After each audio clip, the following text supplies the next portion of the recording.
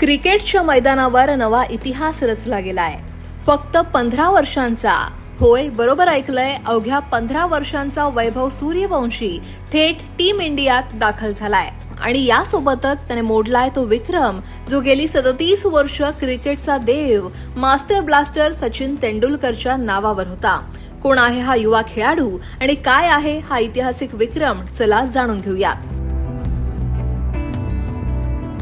बीसीसीआयनं नुकतीच आयर्लंड आणि इंग्लंड दौऱ्यासाठी तसंच आगामी आशियाई खेळांसाठी भारतीय T20 संघाची घोषणा केली आणि यात सगळ्यात चर्चेत राहिलेलं नाव म्हणजे बिहारचा युवा फलंदाज वैभव सूर्यवंशी.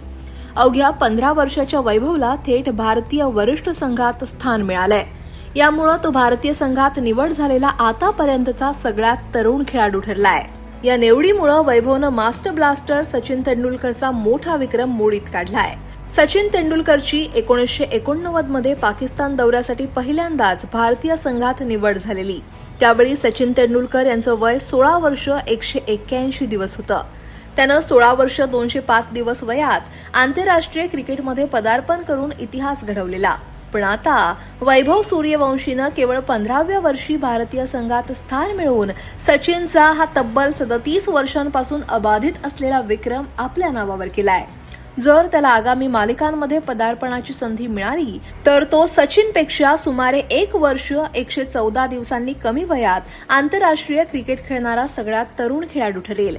वैभवची ही निवड काही अचानक झालेली नाही. त्यानं IPL 2026च्या हंगामात आपल्या फलंदाजीनं अक्षरशः धुमाकूळ घातला.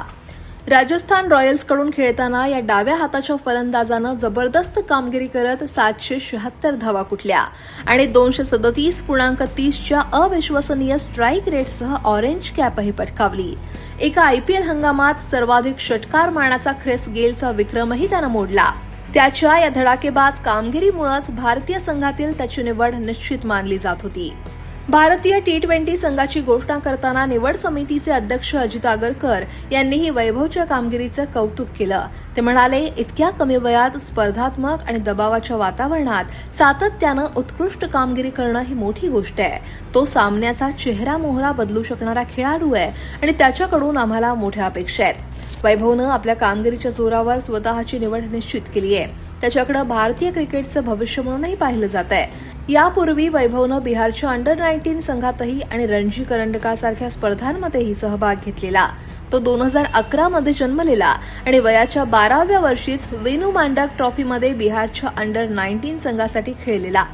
वैभव सूर्यवंशीच्या या ऐतिहासिक कामगिरीबद्दल तुम्हाला काय वाटतंय? तो भारतीय क्रिकेटचा पुढचा सुपरस्टार बनेल का? कमेंट्समध्ये तुमची मतं ही नक्की लिहा आणि लोकमत सबस्क्राईब करायला विसरू नका.